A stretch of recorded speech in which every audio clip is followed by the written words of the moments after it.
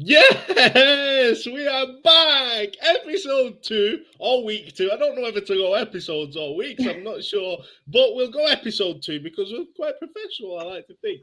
Episode 2 of Weekly Drip. Last week's show was absolute fire. We had 2 new faces, so I will introduce them again just to get people familiar.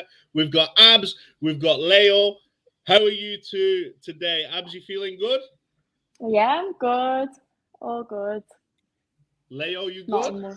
Yes, I mean, like we've been saying, not a lot of things happening around Liverpool, but it's sometimes nice to get a little break. So, It is good to have a break. I need a break, oh, big time. I need a break. But how are you? I'm not. I won't say the old timer because you don't like it when I reveal your age. But I'll Uh, say, oh, the OG. How are you today? Oh, I am well, man. Just like Leo said, man. I'm just waiting for pre-season and stuff like that to start so we can like really dissect like progression and stuff tell like that. me about it. I can't wait. I can't wait for preseason. oh, Preseason, same. I love preseason. Just to see the kind of connection between everybody, to see which youngsters are going to be in the team. It's just, I love haircuts as well. I don't know why. Maybe it's because I've got none, Leo. You gotta Maybe it's think for because I've that. got none. But I like to see who's coming with these haircuts. Costas Did you see Samikas, Costas? Yeah, I interesting was one. gonna say Interesting Costas. one this summer. Would you rock the Costas, Leo? If you could, would you rock the Costas No, Samikas? no, and I love no, I don't think I could, and I'm kind of like I respect that he's willing to give it a try. That's you have to give respect, I guess.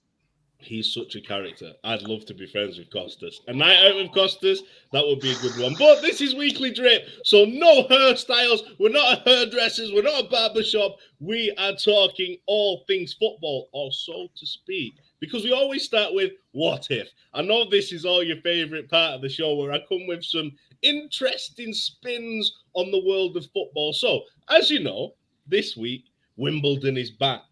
Do you know what? I had the theme tune in my head before we started. I was going to sing it, but I can't remember the theme tune now, so I'll just go.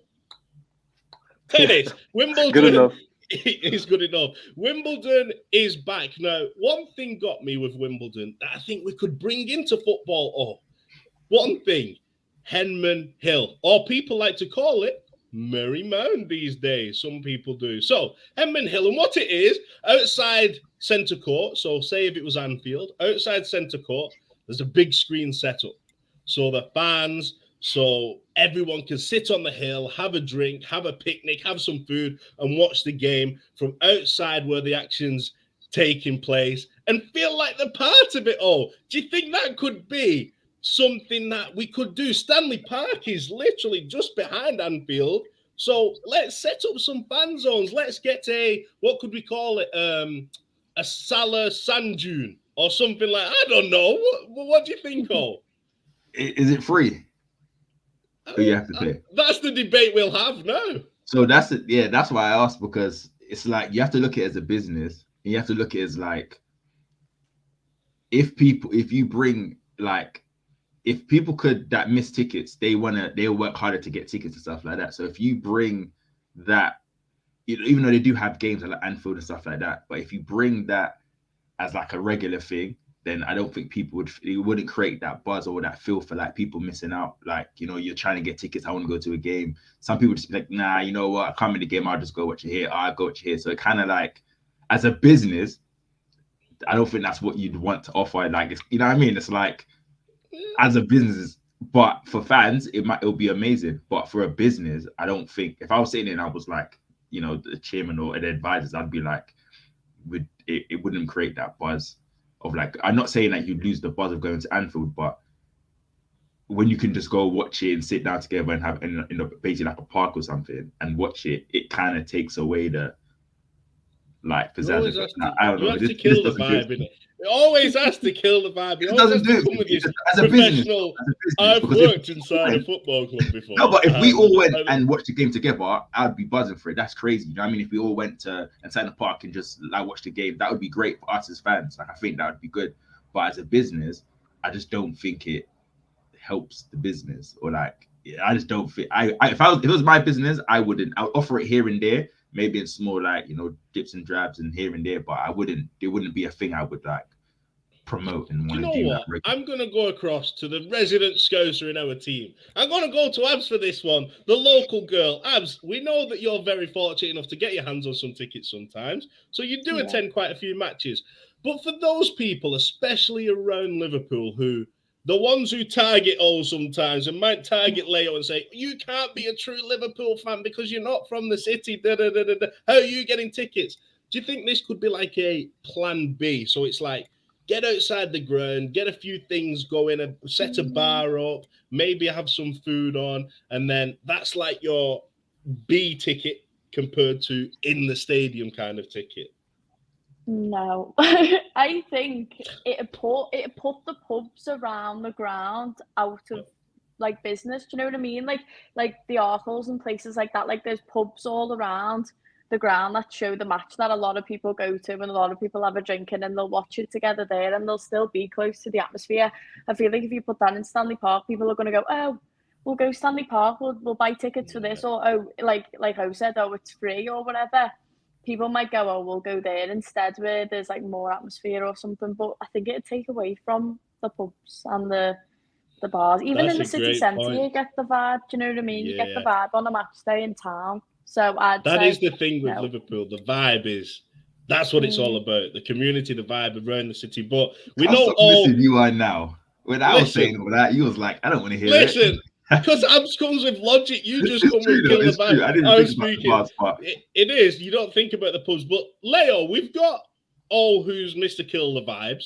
We've got Abs, who just wants to get drunk in the pubs.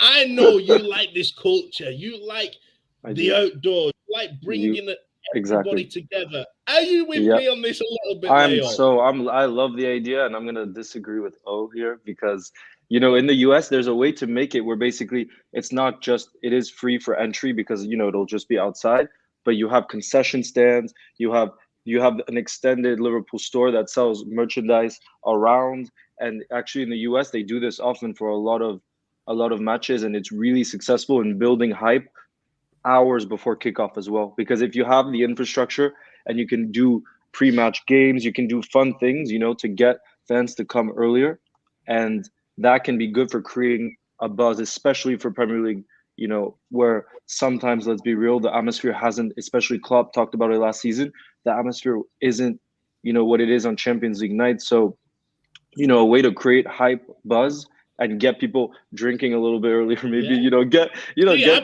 drink, you can still go and get drunk, Abs, it's fine. It's a good point about the pubs, but maybe if this is a different kind of offering, then maybe you would have fans like me who don't live too far because I'm in Paris, and I would maybe want to go there without a ticket. So I wouldn't just go for a pub. You see what I mean? But I would go there if it's a bigger event. And then, we know how big of a football club Liverpool is. Fans come from all over the world.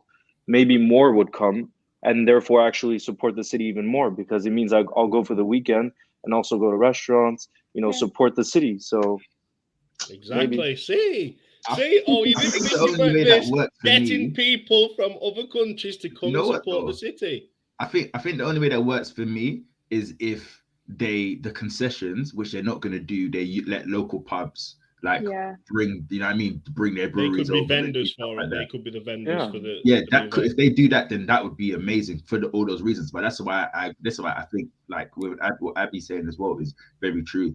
One thing we don't want to do, especially post lockdown and stuff, is pubs were struggling, and for us to kind of and we love pub prices, like in comparison to buying drinks within the stadiums and stuff. So it brings people over, but I just feel like as long as they are getting some form of benefit and we're not taking money out of the city, then I'm all for that. I'm all for it. Look, you backtracked quick then, didn't they? All backtracked quick on that one. I still think as a business, they're not gonna tell the pubs to bring a barrel and sell drinks because they're just losing money. So I can't see how it would work. But if they're going to do that, then maybe, or the pubs pay to have their concessions. I don't know. Maybe if they do that, but I can't see Liverpool saying, "Oh, like how do you choose which pubs, what not?" Do you know what I love more than anything? How serious you three take the what if section. Like I literally come at it with like a liar-hearted, and you're like, no, we can't take away from local vendors, like industry, the infrastructure's got to be there. Like, I love how we go. I think about Culture Club as well. Do you know what I mean? You know what I mean? I'm going to go a little bit more light-hearted though with the second one. I've got another one to say because I've watched the NBA and we know we like the basketball. I'm going to go to Abs first, so don't panic, Abs. It is basketball, but it's a reasonable question. Now, we see different sports with different scoring systems. Now, I look at Liverpool. This might not benefit us in a way. We like to score from inside the box. But to make football that bit more entertaining, could we introduce, shaking his head already, could we introduce, Abs, this point system where it might be 1 point for a goal inside the box? It could be 3 points for a free kick. 2 points for a goal outside the... Could this make football a little bit more entertaining? No, I don't like that idea at all. That idea is just terrible. No, you'll be saying let's not do draws next and all that. That's so like American and no, It's definitely not. I like everything the way it is. This is the thing for me. Like, we all still love it the way it is. I hate the idea of changing things. Like, I know, like, you know, like the 5 subs and all that, like all that's changing, but I don't know. No, definitely not. Sorry, no. I like the 5 subs rule, by the way. I like that one, and that will benefit Liverpool a bit. Yeah. Leo, no, you like the NBA, but you are a football purist as well. By the way, everybody, I'm not trying to go against the grain of football. I'm just asking the questions. I'm just raising the conversational topics. Leo, 3 points for a free kick. You know Trent, the iconic Steph Curry. The celebration. Yeah. But no, I agree. I do agree with Abs though on this one, and you know, football has such a history as well that's also the beauty of it. And I've seen that UEFA. I don't know if you guys saw, but the UEFA president has talked in the past about how the new generation can't consume 90 minutes. They want to make it 60. All of these things, I hate to see it because it would completely change the game, and it's working so well, and we love it. You know, that changing it just, I think would mean that they would do it without the consent of the fans, and that really scares me because, you know, UEFA is so powerful that it seems like we saw with the Super League, they could do this type of thing and not care about what we think. Yeah. So it could be coming. Imagine if they made football 60 minutes. Divock Origi would literally have no career. He wouldn't have anything to celebrate if football was 60 minutes long. Do you know what? I want to move on because this show isn't just about what if. I know O loves this section so much. He would happily just go on with what if all day. But we do need to go through this week in sport. So we always start with a nice positive one, the memory box. So something that has kind of sat in our memories this week, something that we've enjoyed, something we can put in there and remember forever. So, I'll come to you first. We've all agreed actually on this one, which is nice. It's nice that we agree for once because we're very torn at the beginning of the show, but it's Jordan Henderson. It's the documentary, what Nike did. Now, is it nice, to see that Hendo's getting that recognition that he does deserve? And secondly, do you think Henderson is embarrassed that this documentary has happened a little bit? Because we know he doesn't like the limelight like that. I think it's that he's getting the credit he deserves. I think when you think about his story, and I think we was talking about this the other day as well, where I think he's underrated. I think he's underrated by some Liverpool fans as well. I think in terms of world football, I think he's underrated. And I feel like that's kind of the thing. I feel like because he's not the most skillful and he's not the, you know what I mean, that everyone thinks that. But I think about if you look at players and hard work and how hard they work, and especially where he came from, the position he started at, to where he plays now in his role, and then to go in to play centre mid and to take over captaincy over someone iconic as Gerrard, and also to like go to more finals and stuff like that, and basically steam this new Liverpool team into success as well when he could have easily was given the option to leave. You just gotta give him credit, man. And no, I haven't seen, especially not even just on the pitch. Think about off the pitch. He, him giving away his social medias to organizations and stuff like that. Like, I just feel like he embodies a true captain and a true leader. And it's crazy when you think about it. There's not too many figures like him. And I feel like even though he's not like the oldest and he's not the youngest, I feel like the pressure he takes it in his stride. Like, I don't think I don't know, man. He just works so hard, and he could easily be there. I'm the captain.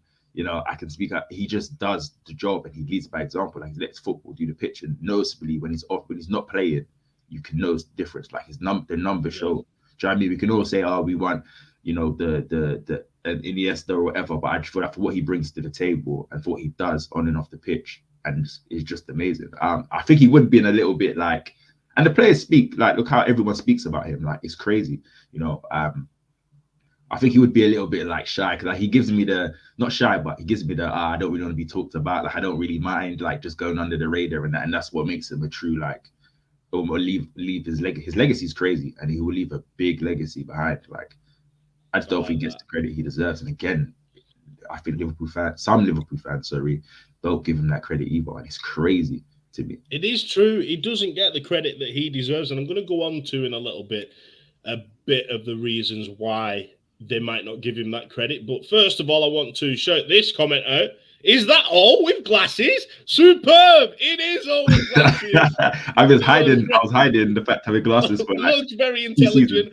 Another comment as well. Leo, for you. Oh no, not this one, not Thiago. What we're doing this one. Leo, he is from Liverpool Goals, right? You are right. This is Leo. Everyone's starstruck today. Abs, we've not left you out. Don't worry. Hello, Abs. There you go. Just nobody wants to say hello to me, but that's fine. I can take that one on the chin. Not a problem whatsoever. Hi, so I do want to come to you, though, because all talks about Jordan Henderson as captain. I want to ask you two questions. The first one is, do you think, and it's hard this, but you've got to answer it, do you think Jordan Henderson is our greatest ever captain? I want you all to think about that one, because I'm going to come to you. And the second question I want to ask you, do you think because Hendo's such a good captain that people kind of underestimate his contribution on the field in terms of what skill set he's got? I don't know. You feel dead bad when, like, how much I love, like, Stevie G. When you think about Stevie, do you know what I mean? It's so hard to put, like, a captain above him. When it comes to, like, skills on the pitch and that, obviously Stevie is my favourite. But when you think about what Henderson's won, like, he's brought us our first Premier League in like 30 years. Like, that's a crazy achievement. And when you hear about the way the players talk about him, it's like he had this massive, massive presence. Like Alisson says at one point, like, I always look for him. Do you know when he's looking up, he's always looking for him. Stuff like that just makes you think maybe he wasn't the best. Like, obviously he's an amazing player, but he's not the best skill captain we've ever had. But maybe in the position of being the captain and his presence on the pitch and being so vocal, and even in the dressing room, the way he is with the players, maybe he is the best captain in that sense. Do you know what I mean? Because he pushed us to Champions League, Premier League. Like, he's won everything he could win here now. Do you know when you think about it? Like, maybe he's the best captain, but he's not the best, like, player captain. If that makes sense, he's not the best. No, do you get what I mean? Yeah, I agree with what you're saying, because when people talk about captain, and I say this all the time, I will say this with my chest, that Jordan Henderson is the greatest captain we've ever had at Liverpool Football Club. And I say it in a sense that being a captain is so much more than turning up in a big game and having skill and being a club legend. It's what he does off the field, and Klopp alluded to that during this documentary, and Klopp was saying that he came in, Henderson was already captain, and he didn't need to change anything. Like, he didn't even question even thinking about anybody else. And you think about the players in the dressing room, like James Milner's and different people. There's so many captains, but for Henderson to stand out above all of those, and for those people to look up to him, Leo, it's just a testament to his motivation, his work rate, and and just his life. Like, you don't see anything outside of football, him doing anything wrong apart from trying to promote positivity throughout everywhere, throughout every issue. Yeah, and I also wanted to quickly talk about like his career trajectory, which kind of was discussed in the documentary about how his his upbringing in Sunderland, but then also that year when he was about to be sold in a swap deal with Clint Dempsey with Fulham, and I'm just thinking about for this squad, especially as it improved under Klopp. I think this part of leadership that must be so inspiring for everyone. For a Trent, for example, is like we said, he might not be the most talented, but I think that's the best bit. It's the fact that he's able to get the very, very best out of his ability, and then you have people like Trent, who are still so young, have so much to develop, and imagine having a figure like that to turn to, that was able to get to the very top in world football when he doesn't have the ability of a Thiago, not nearly the ability.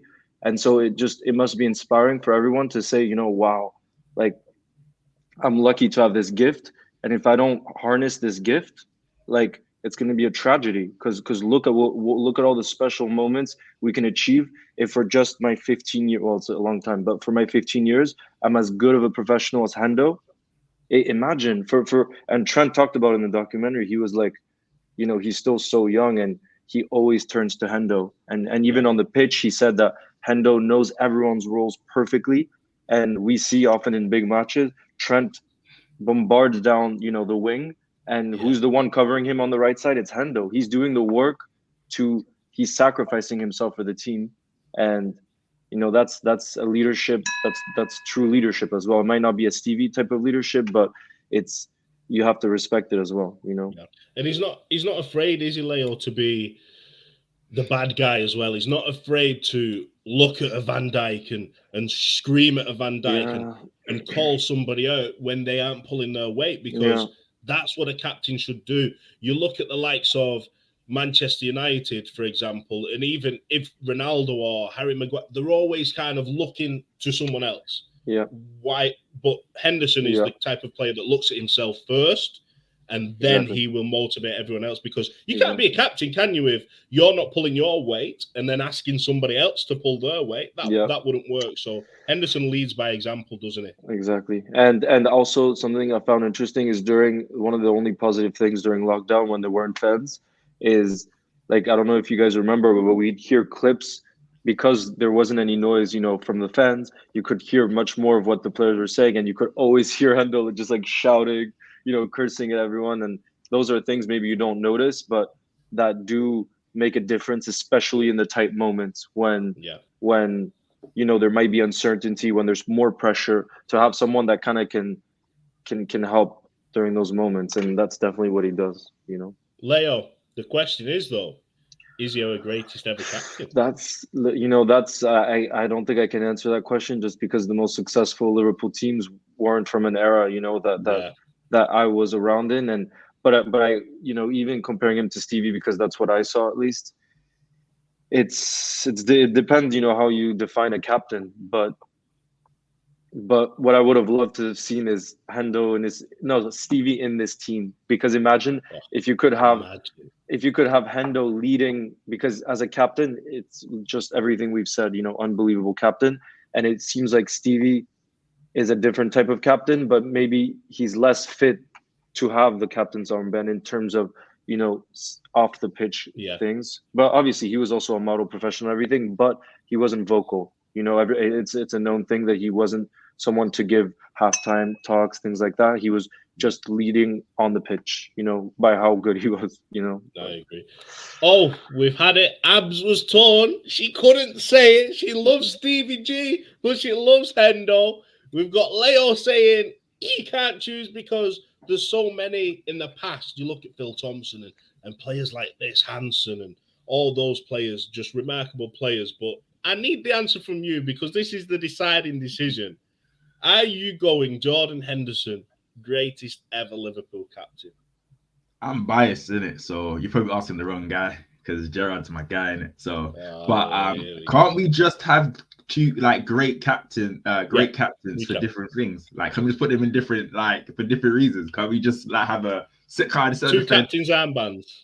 Yeah, you know what I mean. Can I not just sit on the fence and say they're quite opposites as well? But in today's society, I think it's different. You need more of a Henderson type, especially the way the world is as well. Because you could have a captain that's like always on social media, like just posting like photos and whatever. And sometimes you want them to, you don't want that from your captain, like to be too like, So Yeah. Would Henderson don't do that, and I like that. He's got very much old school values. Like the stuff I like about captains is more the old school value, in terms of they know how to mix it up with the older and younger generation, but they still lead by example and do that stuff. That's why I like Henderson, and I think Gerrard is, again, like Leo said, it's just one of those things, isn't it? Like he led by example, and back then that's all you needed. Where now, it's how you handle yourself on stuff like social media. You're being watched and stuff like that. But back then, so it's two different times, isn't it? I think if the deciding factor for me is if you've got, hey, don't laugh yet because I might be backing you up for once here. If you've got Stevie G and Hendo in the same team, nobody's taking the armband off Steven Gerrard. Steven Gerrard, I think, has the armband just because it's Steven Gerrard. And I think Henderson would gladly give the armband to Steven Gerrard as well. But, what a vice-captain Hendo was as well. Like learning from Stevie G, learning how to lead by example on the pitch and then develop that off the pitch and become a big leader. Great. What's your verdict, actually, out of 10, Abs? What would you give the documentary? I know it was only like 40, it was close to 40 minutes. Was it 30-something minutes long? It was 39 minutes or something like that. See what I mean? I said 40 minutes. It's close to it. And she's like, it was actually 39. 39. All right. Okay, then. Abs, what would you give the documentary out of 10? Did you enjoy it? Yeah, I enjoyed it. I felt like people were, like you said before, it felt like a lot of people were saying, like, like it started to get fairly similar, like people were saying the same things because everyone feels the same about him. Do you know what I mean? Yeah. Everyone says about his presence and all stuff like that. Everyone was saying similar things. It was great. I don't, like, I will say it, when Gareth Southgate comes on and starts talking about him being like a top bloke and all that, I don't like stuff like that because I always remember him taking the England captaincy and giving it to Kane. Exactly. And then when you look at the two careers, like what Henderson went on to win in the captaineers compared to Kane and all that, and his behaviour and wanting to leave first, it annoyed me. When he come on, I was literally like, no. Do you know what I mean? I didn't want to know what he was thinking. Gareth Southgate managed to make it about himself as well. Yeah. In fact, he was like, Hendo was he had to work, he had criticism, and he had to prove the doubt wrong. A little bit like, no, nothing like you. Middlesbrough to being like a right-hand man to Carragher, John Terry, Rio. No, Southgate. So I would give it a high rating. Leo, out of 10? I mean, the thing is, you have to consider that it's a free documentary. It's on YouTube, and the thing that stands out, because I watch a lot of documentaries, I love documentaries. There are no archives; they don't show clips, so they definitely had very limited budget. Like it was literally just interview after interview. So it's almost, I don't even know if you'd consider it. I mean, it's kind of a documentary, but you know what I mean? It's very low budget, of course. That's why I was surprised, because it had like a premiere and everything. And you had the people down there. I thought there might be a little bit more footage when he was talking about the Hendo shuffle, but... Yeah. No, that I felt like was missing in terms of emotion, because like Abby was mentioning, like it felt like so much was just repeated, and it felt like there needed some spice to just like bring out emotion. Like I didn't feel that emotional during the doc, except towards the end. Like I really liked the bit where the director decided to, at the end, to let all of them speak in their native languages, because I think like they all spoke their languages, and I think that also speaks to the leadership, which again we go back to the Stevie times, and I feel like now, like it's such a mixed it's such a mixed team, and to be able to lead through that as well is I think something that maybe you didn't have to do in the era of when Liverpool were most successful. It was mostly British and from the UK, and so we don't think so much about that, but it probably is difficult. When a Diaz comes in and doesn't speak a word of English, like Exactly. creating an environment where they feel welcome, and apparently he's like Thiago talked about it. He was like, I felt welcomed right away, and so it shows that he's able to, to work through those difficult language barriers. Yeah, I think we see that as well with the club when it's somebody's birthday, they sing happy birthday in all the different languages as well. So it's, again, we talk about Liverpool in this sense that they embrace every culture. It's a multicultural club. You can see it with the players, you can see it with the fans, and this is just another emphasis on that through the documentary. Oh, do you agree with Leo in terms of you want to see a bit? I know O's a documentary buff as well. You want to see a little bit more It from was the no archives. it was no Pogumentary or whatever it's called. Don't. They put a lot of energy and stuff like that. So I agree. I think that's the only I didn't give it. I gave it like a 7 because of what it was, but I felt like I was connected. But emotionally, you want to look back at the years and look back at stuff he's done. When you think about Gerrard, you think about specific goals and specific things and moments. And Henderson has enough of those moments that they could have. I thought I was going to be like, you had Hendo and this and that, and you would have had their flashbacks and whatnot, but they actually Do you know what I thought they would do? I thought they were going to start from Sunderland. When it came on at the beginning, I thought they were going to show him as a youngster at Sunderland. He went on Soccer AM Skills School as well, didn't he? I thought, do you know what? They might introduce that into it, but they didn't. But it was nice to see Hendo getting the respect he deserves. So it has to go in our memory box this week. Jordan Henderson, I will say the greatest captain Liverpool has ever seen, even though you don't agree with me. Let's move on now then to the next part of the show. It's Lost Property. I like this bit. This is my favorite part of the show. It's that part where you just kind of want to either laugh at somebody or you want to question a decision, or do you know what I mean? So let's start with Abs. And I know, Abs, this week you wanted to mention Taki, was it? Takumi Minamino. Signed for Liverpool, 7 million. Now sold to Monaco. Strange career at Anfield. Sum it up for us, Abs. What do you feel about this deal, and what do you feel about Takumi Minamino?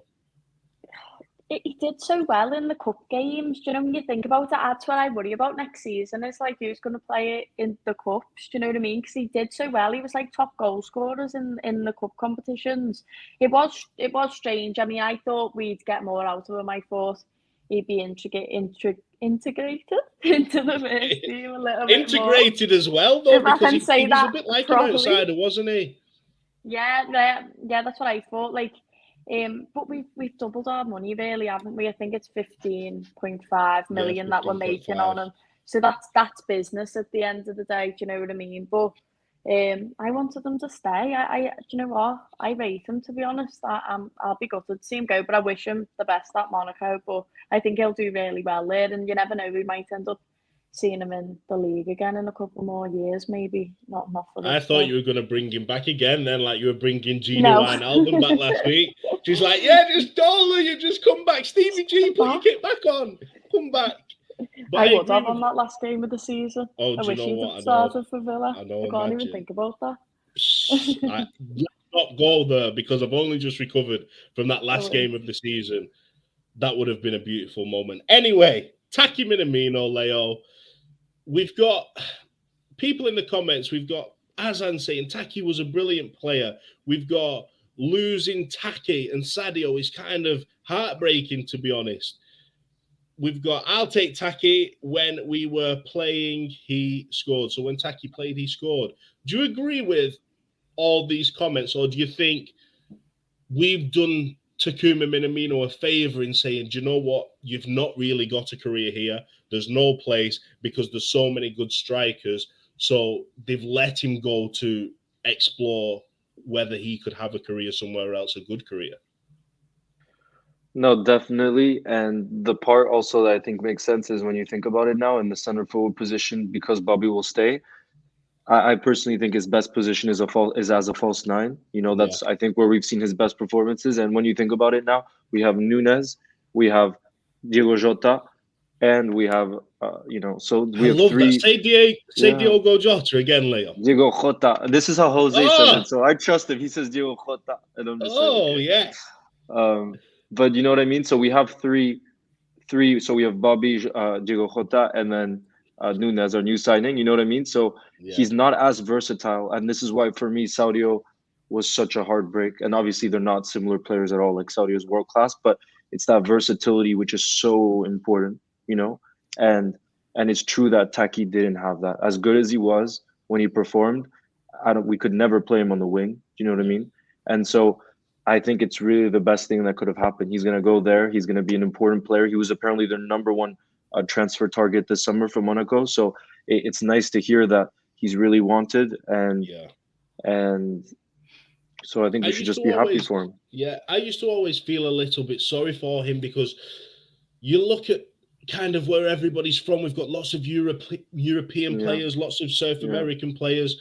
He never seemed to have that real connection with anybody Yeah. within the squad. And we're a squad that embraces everybody, but he Yeah. kind of felt like he was a bit of an Yeah. outsider all the time. So it is nice to see that a club really does want him. It was hard to hear him say that. I think the quote was Yep, I that remember he the quote. came. Yeah, he tried to come on. It was something like he wanted to come on and make an impact and try and Yeah. get that kind of first team place, but he just felt like it was never going to come, Yeah. no matter what he did. Yeah. Oh, would you have liked to give Taki more chances? Would you have given him more chances within our squad, or is it a case of how can you when you've got Mo Salah, you've got Bobby Firmino, you've got Diogo Jota, you've got these type of players? Is it difficult? It's difficult, but I think he deserved more chances in his time. He went from that. I always remember the game against Palace where he was absolutely outstanding, and then he didn't play again for another like 4 games. And I felt like I know Klopp, trusts his front three in that, but I thought that performance would get you in the team, and I guess that wasn't the case. Usually you play well or you have a game like that, you're in the net, you should be on the team sheet. So obviously he's not in comparison to our front three, he's not rated above them three. I feel like I'm happy to see him go and get a chance. Like Leo said, he was the number one target.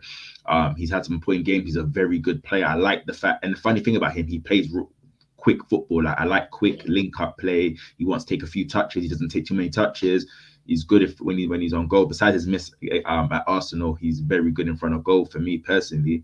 But it's one of those ones where if you sign someone for 7.7 or 7.5 million, they can be seen as disposable as well. If it's not, it's like you ain't really lost nothing in it. So I'm happy to see him go, only for reasons of like he needs to better his career and needs to have that actual chance, and he'll have that chance at Monaco, and you might see him in the Champions League in the future, see him playing against us in the Champions League and whatnot. So in the future, so personally, I'm buzzing for him and his career, because again, if you go back to the celebrations like Champions League and Premier League, he kind of like, just look at his face and he looked awkward. He didn't look like he was too much part of the team. I'm not saying the players made him feel uneasy or anything, because that would be silly to say, because we are a team and we are. It's hard, isn't it? Or when you might not have something in common with somebody. There's language barriers as well. It's not a case of you kind of ignoring him and you're leaving him out. It's just, it's difficult because you see Diaz coming in and he's gel with Curtis Jones. You would have never thought that would happen, but that's because of the characters that they are. Minamino came across as very introverted. He was quiet. Shy. He was shy. Yeah. So it is. He's never get the opportunity to show both. And if he did get, and then he fell, and then obviously signing Nunez was just him falling down the pecking order. Again, like Leo said, he was never going to play on the wings. He's not that type of player. So his position was just like, so you just knew this was coming, and I welcomed it because I wish him all the best. Like that Ab said, he's a good player, and maybe in the future he'll come back to the Premier League. He'll come back to the Premier League and show us, like, the player he was. He did it a little bit at Southampton as well. He did it a little bit there. Abs, I want to talk about Taki a tiny bit more. Just, in fact, not Taki. We look at Taki and what he's done. I don't know how many times I can say Taki. I'm going to do like a Taki counter after the show. When I watch it back, I'm going to be like, right, Taki, one. So we look at Minamino, and it's kind of, we've let him go to progress his career because there's no place for him at Liverpool. Is there another player within our squad that you may feel like this about? Do you think there's someone else? I'm sorry, I dropped these questions on you, Abs. I'm so sorry. But I'm going to go to the other two as well. Is there somebody else in our squad that you think, do you know what? There's no place. Let's get a bit of money for them. Let them go and progress their career somewhere else. There's players that I'd let go on loans to improve and then come back. I mean, obviously, the thing with Chamberlain at the minute is we're saying we want to keep him for a little bit longer. I mean, I don't think we're going to get any more out of him anymore. Do you know what I mean? When you think about it, I mean, I think he'd do well at like a West Ham or something like that, maybe. Newcastle, yeah, well, Newcastle. A team on the up, someone who knows what it's like at big clubs. He'll get first team football. I can't see him getting in our squad this season anywhere, can you? Don't. No, but you know what the thing is with Minamino is it always, when you looked at our bench, it felt like, oh, we've got loads of squad depth now. But now I'm watching like Origi go, like Minamino go. We've only brought Nunes in, really. I mean, I don't know. Like I probably would let Chamberlain go, but I don't want to let all the squad depth go unless we've got people that we're gonna bring in. I don't think I'd let anyone else go this summer if we're not gonna bring more in, if that makes sense. I agree. Leo, do you agree with Abs in saying like keep hold of as many people as we can because City are packing that squad out with top class players?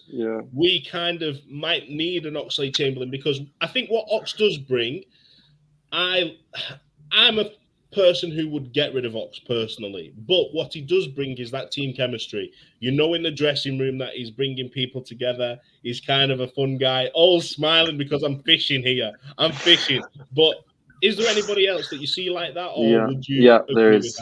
Well, when you asked that question, the first one that popped to my mind, and he's a top class player, and I want to keep him so badly, but I feel so much for him last season was Joe Gomez because I think we've seen when he's been fit, and now he's been fit for a long time. That Virgil, and I know that was before Virgil's big injury, but that for me that Virgil Gomez partnership is the best I think we've had under Klopp in terms of like there were moments where we just looked unstoppable, like there was no weaknesses there, and so I see someone like Gomez, and he's going to be 25, like he should be 100% for me in the World Cup, starting for England, and yet right now he's in the fourth in the pecking order. If you count Konate and if you count them ahead, so that's the one, and that I want to keep so badly. But at the same time, it's like he deserves so much more. That what should happen to him? I wonder what you guys think of that one.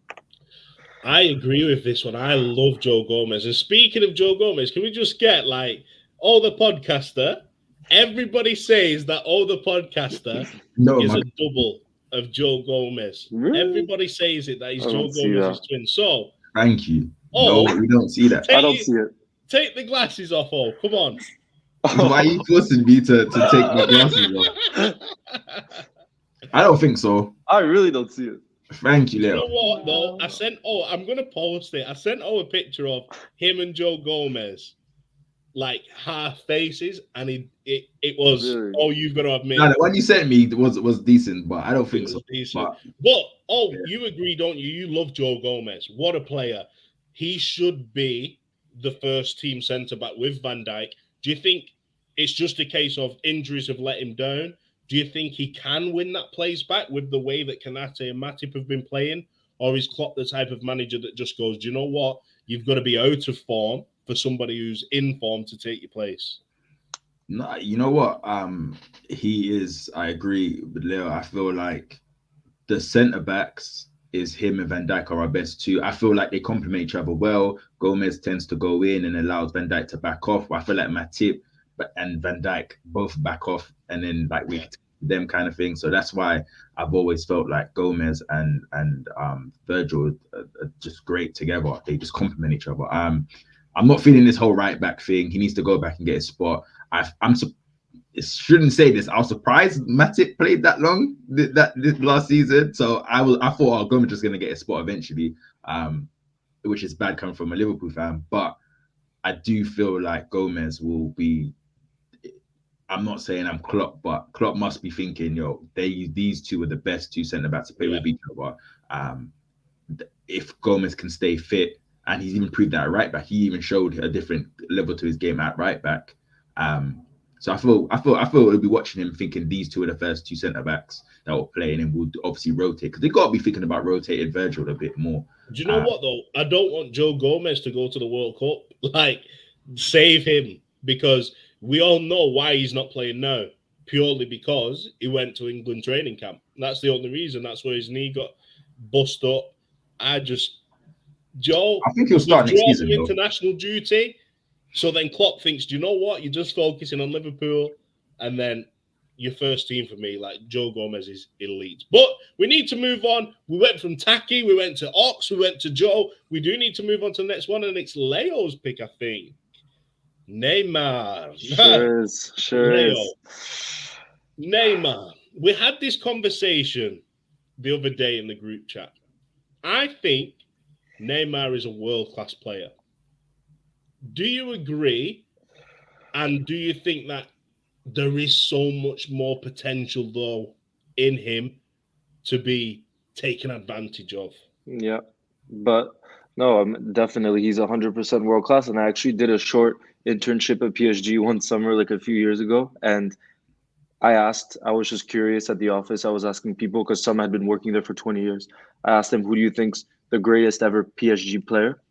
And they told me Neymar is the most talented, and they've had Ronaldinho. I mean, you know the type of players they've had. The most talented talent they've ever had in the history of their club. Imagine. And they've had the likes of Ibra.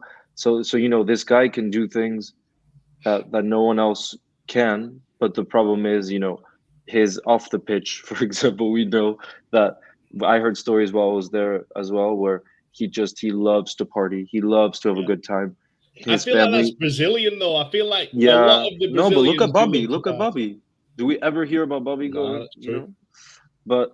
But the thing is, he also, I don't know if you guys got to see the documentary on Netflix, but it's really difficult because you see his dad, and he's such a business. Like, the way he treats his son looks inhuman to me, at least, where like he just sees him as a business, an opportunity to make money, and wants him to be so perfect that I think it's kind of made him mad, you know. And there's also so much pressure in Brazil for him to be the next Pele. That's what people have been saying since he was at Santos, you know, since he was so young. But what's really sad is this summer PSG want him out. Apparently Qatar's like, his time is done, we don't want him anymore. And I don't see what club would take him. Like, at this point, you know, we saw, I sent in the group chat as well the stat where he's only been available for 46% of Ligue 1 matches. And the issue is, imagine in the Prem, for example, like, people know that he's got a weak body. Unfortunately, that's just what he's got, you know, and he can't work out too much because part of his ability is being light. So he's quick, and he has that, he's dynamic. But the problem is in Ligue 1, from what I've heard, is defenders know that he's the most talented, that he's even more talented than Mbappe, that he's so hard to defend, that all you do is be very physical with him, foul him, like, just injure him pretty much, which is easy to do. And so it's kind of, it's really sad to see. And I don't see a club taking the risk on him, given the fee it would take, wages, all of that stuff. No, I agree. Abs, do you think that there's been a lot of pressure, maybe too much pressure, on Neymar to be this next kind of, everyone was looking at him to be the next, like, Ronaldo, R9, to hold the hopes of a nation at such a young age? And can you see a club that might suit him? If you're Neymar, or if you're an owner of a club, which club do you think potentially he could go to? Yeah, I think pressure like that can get to you from a young age. Stuff like that really can get to you. I just can't see who'd take him on. Do you know, with wages and stuff like that? There's rumours of Chelsea at the minute, isn't there? All that's going around about Chelsea, but I just don't see why they'd do it. I don't know. I can't think of anyone. I mean, Man United love throwing money at a big name, don't they? But they never ever. They're not a like cohesive team, are they? It's just, let's throw money at big names and hope it works. But no, I honestly couldn't think of a team who could take her. No. It's What about difficult because- Newcastle? He likes Oh, money. God. Yeah, You know, he that's likes what. to. I don't know the Uh, night scene in Newcastle, but maybe Newcastle. I'm like repressing the idea of Yeah. Newcastle like being one of like the top teams at the minute. Like I think it's gonna take them a good 5 to 10 years to get right at the top and stuff like that. It's gonna take Newcastle a while. I think a lot of people have thrown really big names in the hat for Newcastle, but I just don't see them going up so fast. You know, it's such a fast trajectory. And do I you know think what it's it is with 5 to 10 Newcastle? years. Everybody's saying Newcastle are doing great business. The way that they are running their club at the minute is very diligent. They're making the right moves. They're building in the right areas. The structure seems really good to me. Also, Neymar going there. It's not like Man City got it wrong at first when they went for Robinho, for example. I don't see Newcastle going for the likes of a Neymar, even though they've got the funds to do it. I think it could be a back to Barcelona. That's the only move I could potentially see. Broke Barcelona. Yeah, I know. they've got no money. They literally have no money. Oh, would you like to see him go back to Barcelona and finish off the legacy he kind of started? Now that Messi's kind of followed him and now he could go back the other way. Would you like to see that? And if you're Barcelona, are you going for Neymar or Lewandowski? I'm going for Lewandowski. Like Neymar is like I watched the documentary and there's a lot of pressure. And I agree with what Leo said about his dad. His dad looks at him as a business and he's always got to be perfect. And I think that's why he acts out. I don't know if the brand and the hype and the entitlement came too early for him, because when he was up until he like Barcelona and he decided to leave and wanted to be bigger and whatnot, Neymar was all right. There was no real problems with Neymar. Though he was a character, I felt like he should have stayed. That from when he made that move, it went downhill for him. I think he has the ability, but for me personally, he doesn't have the mindset or the stride. He doesn't want to work hard enough for it because he knows he's talented, and that's the energy he gives me personally. I don't know him to say that's how he is, but he just doesn't give me like he works hard or puts his team on his back. Like you can, that's why I always feel like you can have all the skill in the world, which he has, and you're not even considered as like a Ballon d'Or type player or anything. World class. Some people will still challenge world class. The world class type. I think he is world class and he has the ability to be even bigger than he is now. But I just feel like he's got the talent, but he doesn't have the mentality. And mentality always will take, and hard work will always strive over ability. In my eyes. Oh, speaking of hard work, I'm going to stay with you because this is your lost property pick of the week, Ronaldo. Or is it Chelsea? Because Chelsea seem to be linked with all these kind of, I don't want to say has-beens because you can't really call Ronaldo a has-been because he's like one of the greatest players of all time. But these aging players that they're kind of living off a reputation now. Ronaldo wants to win trophies. I know that. Ronaldo probably is still at the top of the game. But this isn't the type of move that Chelsea should be looking at, is it? No, it's crazy. So my thing was, when Ronaldo was originally going to Man City, that was mad to me. Because I don't think Ronaldo's, even though he still performs, I don't think he's at the to play Ronaldo at this age. You kind of got to build players around him and kind of like support, like play through his football and his strengths. Like you remember, like he used to be a winger with him in the middle, and it's kind of like cool. So you do. Benzema turned into a backup dancer because of Ronaldo, and Benzema's a top striker. Yeah. So that move was mad originally. I don't know if it was a game plan by City or whatever, but Manchester United ended up buying him. He was one of their best players, but again, they struggled to get him in the team. They had to play around him, and then it only just affected the rest of the players for me, personally. So I feel like, although we ended up with like their top goal scorer and stuff like that, congratulations. But I feel the damage. That's like, for example, Man United need a CDM, and they've needed it for the longest. Like, and it's crazy to me because they tried to sign Fabinho, and since then they haven't really tried to sign a CDM. So signing Ronaldo, paying us all this money and all that stuff's crazy to me as a team. So that's why Man United are lost properties in their own like rights. So my argument is for him to be like, man, this ain't working too well. Where can I go? Let me go. Like, what's Chelsea saying? Oh, let's see what they're saying. To me, it's crazy because you're talking about a United legend who said I was only gonna go United, all that stuff, and to go somewhere like Chelsea, who are a rival, who are ahead of you, you've kind of just said, you know what, I'm done. whoever will have me that's looking to win titles and can do that, want to do that. I get you're at that age, but I feel like the Premier League move. It's just like it was a waste of time. They ended up, I mean, the Ronaldo, and I feel like they kept saying, "Oh, Ronaldo's a serial winner. He knows how to do this and that." But to be fair, he made the team worse in my eyes. Yes, great player. Yes, can do. Yes, was a goal scorer. Made it harder for the midfielders. Made the team worse. Abs, your advice to Ronaldo, is it the same as Azan Gul's? Ronaldo, leave United straight away, because that is the Titanic right there. That ship is sinking. Would you just leave? If you're Ronaldo, it's the end of your career now. What goals would you have? If you're Ronaldo, what's your aim? Is it just trophies? Is it to try and get one more Ballon d'Or?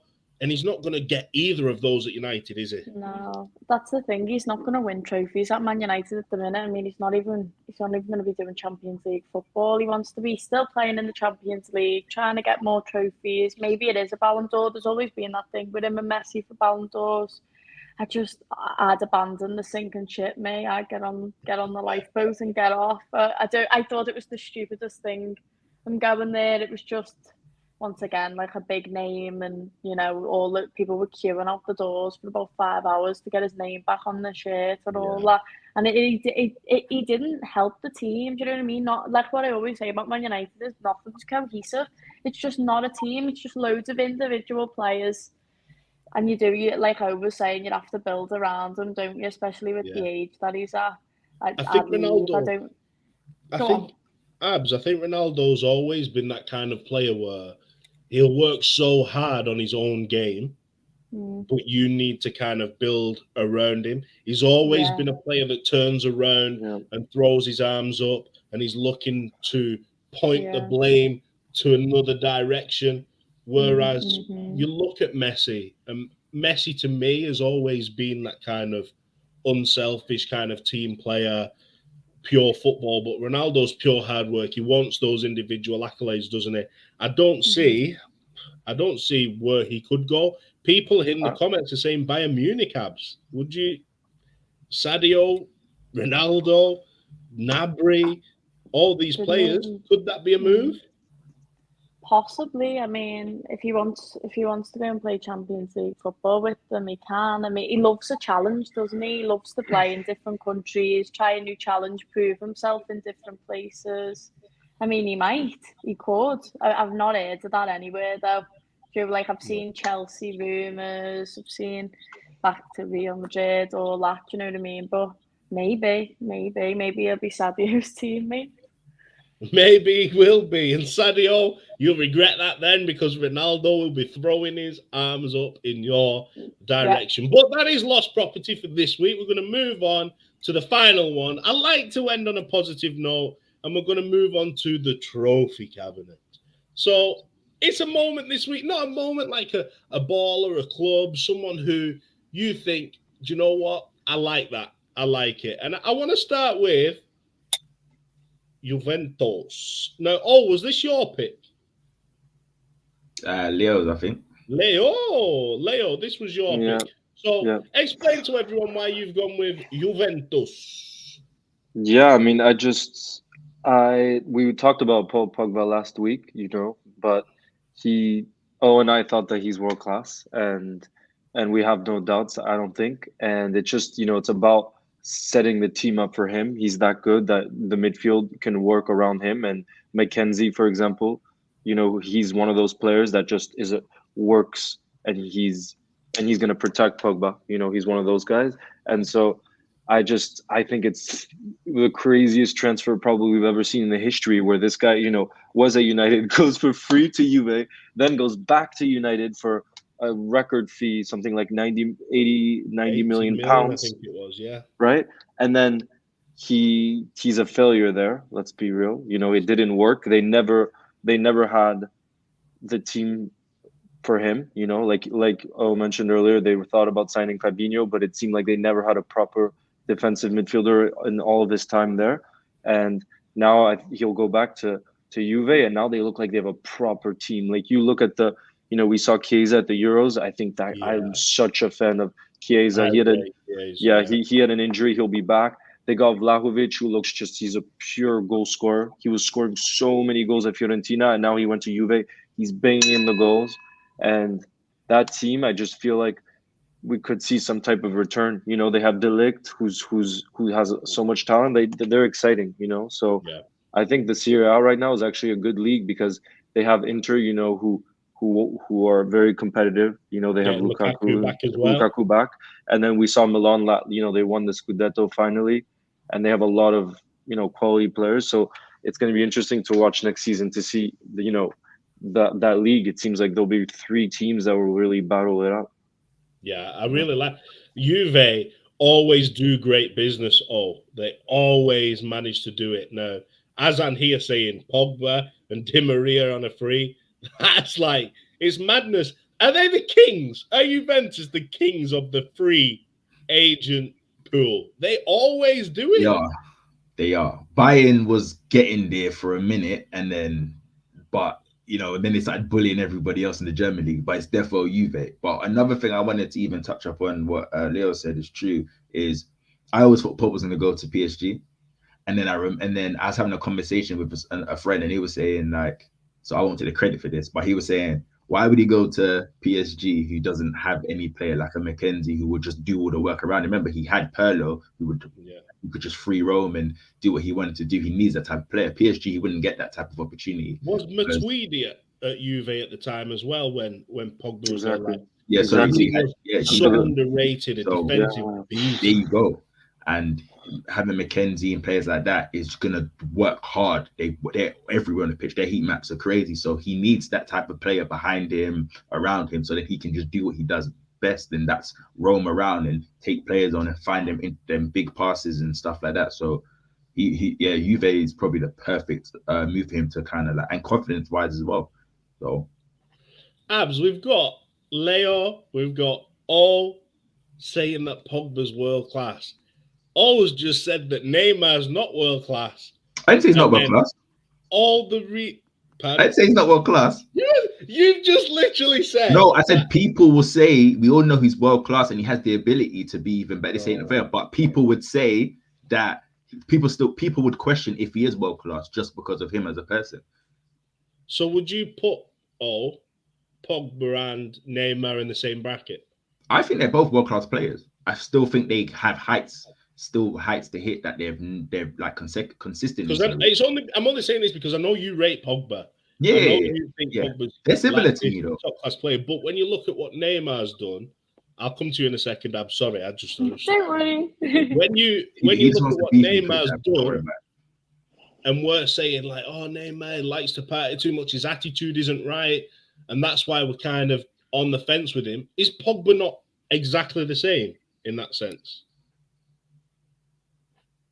Similarities, but I feel like the difference between a Pogba and a Neymar is Neymar has said stuff like the greatest game I ever played was when my team got smoked and all these things. For me, the partying's not even the problem. Yeah, he parties, but for me, it's like you're looking at the reason why he's playing 46% is not because he is partying. He's not getting injured in partying. I don't have a problem as long as you're performing, you're doing what you're doing. Like, he's a top player. Like he should be at a higher level. He is a world-class player. He's got potential to be a back-to-back Ballon d'Or winner, but it's all in his head. I feel like Pogba has shown glimpses as well, and they're similar in that sense where they are world-class players and they could be Ballon d'Or winners or dimensions, but they don't get that close because of like they need the right. I think that they need the right fit, the right team. I think PSG let him get away with too much murder. Like, you know, he can kind of do what he wants. He was building his brand. His brand was almost bigger than him him as a footballer. You know, he's doing, you know what I mean? So I have no problem with him building his brand, but I feel like you're talking about 46%, man. Like people, yeah, he is great. People are targeting him, but you're talking about 46%, and that's not due to partying. I don't mind the party. You lose, you're still a human being. You can go out and party and do what you're doing. This is the conversation we had last week, but I just feel like these guys have not even hit close to the heights where they should be right now. And if they like, you know, if Neymar finds a good suitor and Pogba being back in Juve, I feel like you'll see where they should be, and you'll see them start playing, you know, being happy and confident again. So they are both world-class players. No, yeah, I hear what you're saying, and I like to I always like to listen to other people's points of views. I'm not with you on it because Abs, I don't rate Paul Pogba like that. I think he needs other players to work well. He doesn't want to pull his socks up when times go hard. Yes, there might be issues within a club, but there's issues everywhere you go. There's going to be times where things are a struggle. You've got to pull your socks up. We've got, as I'm saying, Pogba was a scapegoat. Are you with me, Abs, in thinking he should have done more? I think Pogba's to blame. Or are you with all in the sense that he has been made a scapegoat a little bit for Man United? If you watch him, sometimes he just doesn't even try to run. He'll just be like strolling. He doesn't look like he's trying for me sometimes. And like there's been times where he's gone down injured, and I just think you don't even look injured to me. You look like you just want to get off. But I agree with Owen, the sense of to be world class. I think you need consistency and stuff like that. Whereas he's not showed consistency, neither's Neymar, but maybe in the right position with the right club they might be. But yeah, no, I think I'm with you. I don't think he's a scapegoat. I think sometimes he has been lazy, but he can have world-class performances. That's the thing with these players. They might have a world-class performance, but I don't think you can give them they are world-class title if they don't consistently pull it off all the time. Abs, like, we're talking about Neymar saying his greatest ever game was when his team lost. This documentary that Pogba's done, that's distasteful as well, isn't it? Like, you're still at the peak of your powers. You're looking to go on. You've just got to deal with Juve. Everybody in the world wants you at their club for some reason or another. Like, literally is so highly rated and sought after. There's no reason to go out of your way with this documentary, is there, to kind of slander the club that you've just left? No, definitely not. You think it was slander? Isn't it? Yeah, I do. You know, if you don't think it was just a view into his world, because it was not like the documentary was set. I don't know. I feel like it. Maybe I'm biased in it, but I feel like I don't think it was slander at the club. I feel like it was open, honest, real talk. All I'm going to say is tune in to Rants this week. That's all I'm going to say. Tune into O's Rant Show this week. I'm not going to bring Pogba's name up. It's going to go off. It's going to go off 100%. But, Leo, I'm going to come to you for the final one of our trophy cabinet this week. And where else could we go to? I think we all wanted this in our trophy cabinet. LFC anniversary, 2 years since lifting our first ever Premier League trophy. Now, I'm going to put a little dampener on it a little bit, Leo, just a little bit. And I don't want to, but it needs to be asked, this question. Do you think the celebrations and the kind of looking back and making a big moment out of this, making it this big anniversary, do you think that was a little bit of a small team mindset? And I say that because we look at what Man City has done with the Aguero moment, and that was embarrassing when they had the Aguero on the back of the shirts and the time that he scored and all of this. Do you think Liverpool, it's not Liverpool that's done it, but do you think the fans were kind of looking at this as our holy grail now instead of going, do you know what? That was good, but this season we need to stop Man City from getting 3 in a row. Yeah, no, I get that point, but I also just think that like this is the greatest rivalry. Like they talked a lot about it this season. We talked about City, Liverpool. On Sky Sports they would talk about it. It seems every single week. Like, is this the greatest rivalry ever? And I think in terms of competitiveness, we've never seen anything like it. Like it was on that final day, and I'm sorry to bring it back because I was also so emotional. But it's just like the standards that are being set, and when you consider, we always talk about it, so it gets a little boring, but just what Klopp has done with the resources that he has is just unbelievable, and we've been that close twice. We've been that close twice that it feels like we can't be that proud about that title, because it could be and should be many more. It really feels that way, and that this is a great Premier League team. Even if we only have one title to look back on, I think we'll all remember those 2 seasons or we lost it by a point. Like, I think we'll forever remember them because it doesn't happen. It's so hard because we're looking at all these facts that are coming out and all these figures, all like Liverpool are the only team in the past 4 seasons. In 3 of those, they've won 28 or more games. Like Man City haven't even done that. We're breaking all these records. But, do records matter if we're not getting the silverware to back it up? And I know we're amazing. I'm not discrediting anything that we've done, but we just need to, and I don't know how we're going to do it. It's a great rivalry, but at the end of the day, does it come down to silverware? Yeah. When you look back and we think about, unless we're looking at the Premier League's greatest goals and stuff like that and greatest statistics, yes, it's cute. Don't get me wrong. I'm with you on the anniversary. Like, it's too, like, I'm not really for It's this. too soon, isn't it? I think in 10 years' time, then it's the 10-year anniversary. Like, yeah, but maybe I don't want to like do it every year. But I'm not with it. It didn't really sit well with me. All right, cool. But like, we're celebrating something that happened a few years. Like, you know what I mean? Man City just won the title, but we're like, but we won it in, like, that's crazy to me. I'm all for celebrating. I'll never stop the party from going on and saying, we achieved some great stuff. But let's be honest, when we, in 4 years or 5 years or 10 years, we look back at this, we're just going to say it's the greatest rivalry that we only won, that Pep really dominated, innit? Like, let's be honest. So that's the kind of thing I just want to win titles, innit? Like, I know it's not easy. I'm not the one playing. I don't own the finances. I don't buy players. I'm not on the pitch. It's harder said than done. So I'm not taking any credit away from anybody. I just feel like it's too soon to have these type of anniversaries. And I feel like, I want to celebrate next season winning the trophy, or, you know what I mean? I don't want to talk about the 1 point. Yeah, it's happened twice or whatever. I just want to celebrate trophies. And when all this is done in 20, 30, 40 years or whatnot, and say Klopp, we talk about Klopp's era, I don't want it to be, did we do Klopp a disjustice for not giving him money? And then find all these excuses to why we didn't win anymore. To clarify for everybody, we're not saying, are we, like, don't celebrate anything. Like, we're not saying we don't want to remember our first ever league title, but I love on this day. Do you know what I mean? I like that on this day, 2 years ago, we lifted our first Premier League trophy, but I felt like there was a bit more of to me, it just felt like a distraction.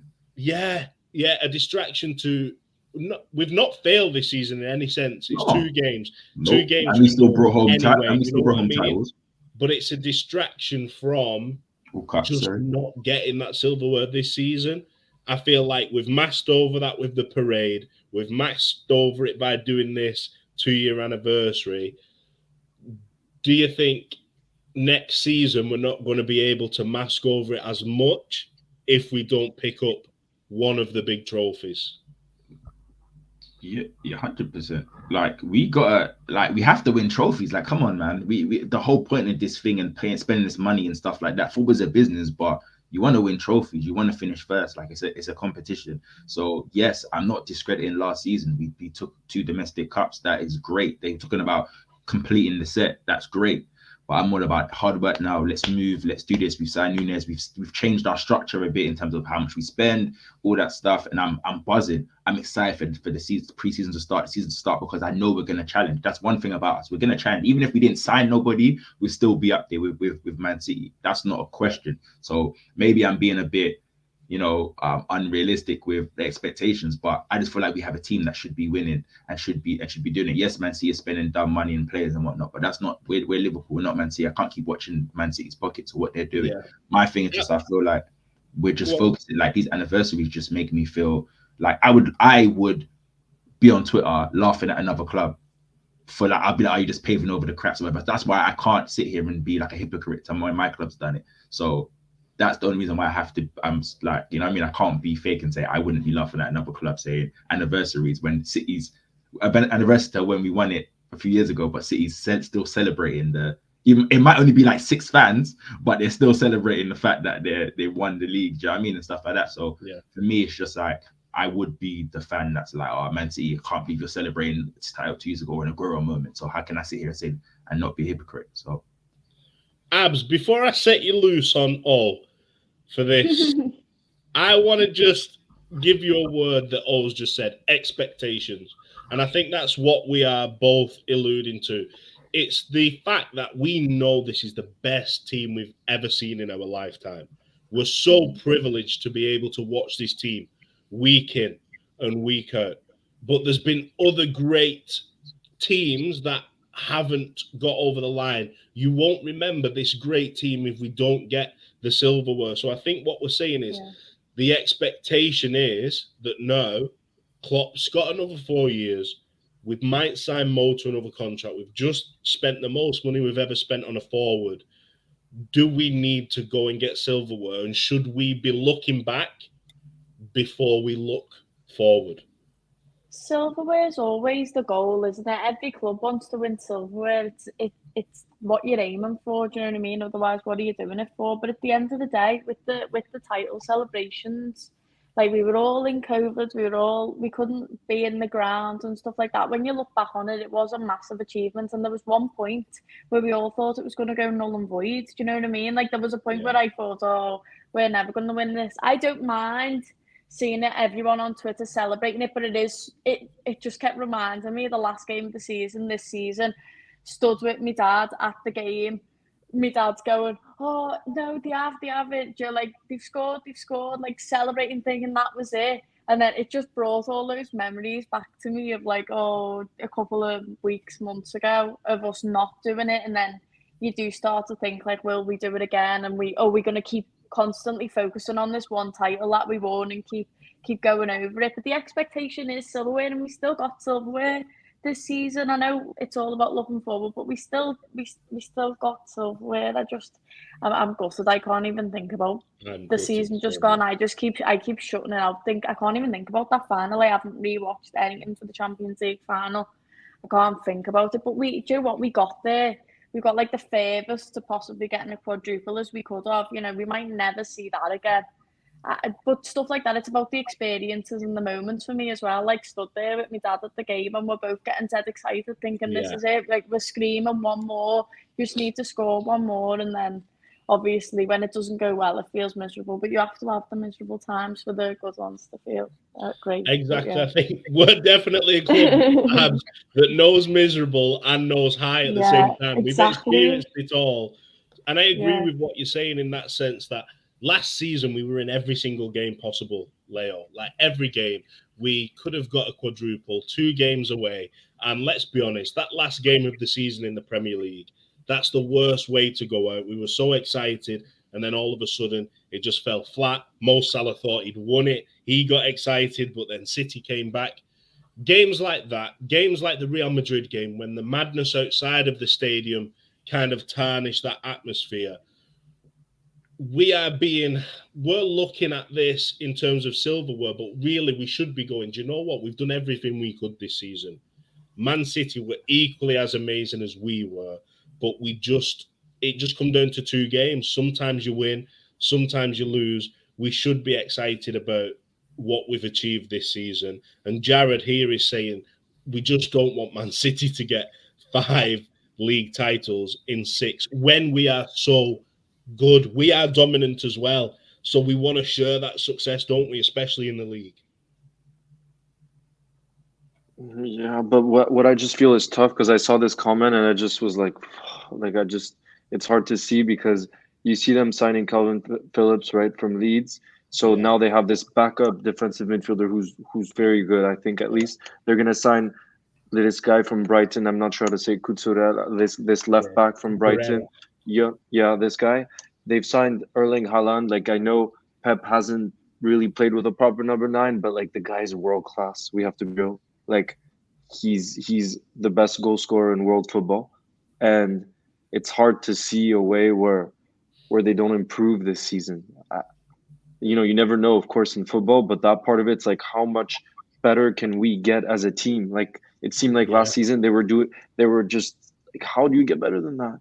Like we were winning consistency. We were just winning the consistency. Game. It's madness. Leo, do you feel like as well? And I've said this before to all, when we are playing so well and Man City are having a bad patch, you look at the league table and Man City is still 2 points, just 2 points behind. But then Man City start having a good patch and we have like a couple of draws or just a little bit of a shaky patch. You look at the table and then City are 9 points away and you're like, how's that happened? Why? Man City always seem to start a little bit slow, but then they're just a juggernaut. Once they've got that lead, they don't let it go, do they? It's so difficult. I think that the key for next season is going to be for them to look at all the draws that we had. I think that's what really killed it. It's like we had many moments, like Brighton at home. There were so many different ones, and I forget how many we drew. But it really seems like City found a way to not draw. Yes, they lost more than us, but draws are actually like they can be really, really. Can really hurt you towards the end of the season. Yeah. We lost 12 points to the other top four sides. We drew every single game we played against the other top four sides. Exactly. That's a 12-point swing. You need to be. And Liverpool, it's strange to me because Liverpool are normally a side that raise the game for the big teams. It's always the lower teams that we've worried about in the past.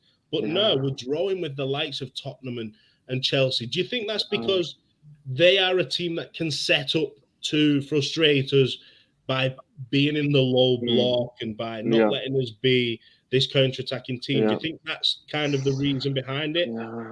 I feel like it's that, but also as well, it seems like we sometimes struggle to score. Like we saw in the 2 cup finals against Chelsea. I think we talked about it last week, but that's why Nunez will be such an interesting signing because there are many moments where it feels like we're absolutely dominant, but we don't really take our chances, and that's what Mo Salah is unbelievable at. But you look at the rest of the team and who's really, I guess maybe Diego Jota, maybe he comes in, but if he's not consistent and Mo's not consistent, then before it didn't really seem like we had someone that was going to bring in the goals, Yeah, I agree. And so Nunez next season is going to be fast. Like I'm so interested to see how Klopp is going to use him, because we've never really had that under Klopp. I am praying, Leo, that they don't put him on the left-hand side. No, because Diaz is that good on the left-hand side, and he can't play on the. No, actually, you know what I mean. I think Diaz is that good. Yeah, he can, but no, I agree with you. I hope it doesn't happen. I really don't. I've got 2 more questions. So, I've got one for you. Abs, be thinking about this before I come to you. What I want you to do, Abs, is I want you to think about the next 4 years. So Jurgen Klopp, we've got him for 4 more years. I want you to tell us when we come to you how many major trophies you think we should be winning in those next 4 years with Jurgen Klopp. So have a think about that, and then you can tell us. Do you count the Carabao Cup as a major trophy or no? Not a chance. Premier League. We're talking Champions League. Those 2 are the major trophies. I think in England. And we're not discrediting the Carabao Cup and the FA Cup because the FA Cup is the oldest cup in football competition, but the ones you want to win are the Premier League and the Champions League. So have a think about that, Abs. I'm coming to you because we've touched on Klopp and how Klopp has transformed this team. He's had a little bit more back in this summer, but we've kind of let people go as well. So it feels like we're still at that same level. I don't feel like we've improved the squad. I don't feel like the squad depth has dropped. I just feel like we're on the same level as last season. But Rafa came out this week and said he could have done what Klopp's done with the budget Klopp's had. He had £20 million a year budget. Times are different, surely, aren't they all? Nobody, I don't feel, any manager in the world since you might look at Alex Ferguson for getting the best out of his players. I don't think any other manager in world football could do what Klopp has done with the budget, with the team he's been given. Do you know what I mean? Do you agree with that? Do you think Rafa is just a bit bitter? Yeah, I think he is a bit bitter. I think I do. It's 2 different times, man. Like you just have to let that go, man. Like we had some great moments with Rafa the Gaffer, but he needs to go. Like he needs to let it go. Like since them times you played for Real Madrid, you managed Real Madrid, you managed Italy, you've managed Everton. You know what I mean? Just let it go. I think one of the big things that we don't really credit Klopp for, we stopped crediting Klopp for, and it's only because we look at Man City a lot and their spending is what he does with the players he's been given, or the players, the amount of money he can spend. It's good to see what we did with our new signing, but I do honestly feel like Klopp's never really been somebody who's like, you know, signed top players. He's at the time he's always bringing players in and making them stars, and that's something he's always done. And he's brought, like we said, at one stage we did have averagey type players, you know, that are not, you know, some got relegated by another club, some Henderson, which now relegated with Newcastle. Henderson wasn't considered the GOAT he is now, and stuff like that. So, you know, and this made it work. We had like Joe Allen in them who started playing some really good football when he came. Lallana was loved, but who got the best out of him? I think, you know, he set the pace with Lallana and stuff like that. So he came in and kind of said, I'll work with what I have right now and I'll improve bit by bit, piece by piece. And he didn't lie. He followed through with what he did and what he said. And we've done some great business that's helped us, like, you know, selling players for more than I think they're worth. And we've been able to, but we ain't really, you know, even when we won Champions League and Premier League, we still didn't go out and spend like stupid money on players, even though we were at one point like second in earnings after Barcelona. At one point, it feels after Champions League in terms of how much we made. So yeah, you got to give him credit, man. Not too many managers can do that. Not too many managers can look at a player like, you think about Pep and that as well. How many players has he gone, all right, you come across as an average player, but I'm going to work you and turn you into this great player? Or, you know what I mean? Like, they've kind of always been. They have the finance as well to go, we can try that player. Like, they've done it so many times where they've signed players, let players go, Ferran Torres, for example, and nobody's batted an eyelid because they've been able to bring Jack Grealish in. So nobody notices these things just because of the finances. If that happens at Liverpool, it's like Minamino and Origi, people saying, oh, did we get the best? Naby Keita. Like, if Naby Keita was at Man City, he's sold after the first season and they're bringing somebody else in and everybody forgets about it. It's weird because exactly what you said, but it's crazy when you actually think about it, innit? Because we're talking about great managers, but they come in here, like, you've seen people, managers that are top, that we consider as top managers, walk in and hear a project and be like, I'm not doing this. You're like, you know, I don't want to do this because the project you're offering me, the money you're telling me I can spend is not enough. I need to rebuild everything. I need to change everything. So when you think about that, you don't really have too many managers like Klopp, and this is why Klopp goes on as a great manager. And this is why I always say, like, I would hate for him to leave with only like a few, these being our only like big titles, because that would be crazy. Because Klopp has made our team, like, you know what I mean, he's brought back success. Like, you talk about 30 years and stuff like that. So it's crazy when you just actually think about how Man City can just spend that money and then be like, okay, next. That's crazy. Yeah. A lot of money, like, and a lot of money that they miss out. I mean, you think about, and then also I think about Man City is very weird is when they tried to sign Van Dijk, they said like 75 was too much. He's only a 60 million pound like defender. And you think, but at that time you were spending a lot more money on other players. And then when you think about Alexis Sanchez, an example, they said, oh, he's too much. I'm like, where does the, like, I don't know what the bar is for them. They just confuse me. Like, how can you say these players are too much, but you can spend, like, it's crazy. I just feel like, I don't know if that's them saying we're not getting, I don't know. It's mind games, isn't it? They're trying to discredit what we're doing because they know that our model is the best in the world. The way we've done it is the best in the world. They wish they could have done what we've done on a budget that we have, but they know they've got to spend money to be able to be successful, and it's worked for them. So their model is good, it's successful for them, but no one else in world football could do it the way I think Liverpool is. Just one last thing, I know I'm chatting, talking a lot, and I'm taking over, but I feel like that's why when Newcastle, when the new owners came in, I kind of thought I want to see what route they're going to take, because I think in world football you kind of either go the Pep route or you go the Klopp route. Pep route is you throw money at problems, and Man United's doing it as well. You throw money at problems, you don't really identify what you need. I mean, Pep does know what he needs, but he just throws money at stuff and gets players. Whereas Klopp is very much, I don't need 100 million. I need the right type of player. And if I don't get the right type of player, I work with what I have. And I wanted to see how, like, Newcastle was going to take what route, and it seems like they've taken more of a Klopp approach, and I think that's changed in football. They signed Bruno, and I think they signed the right type of players, and like they signed, I could never say his surname. Is it Gilchrist? Bruno. Oh, Guimaraes. Yeah.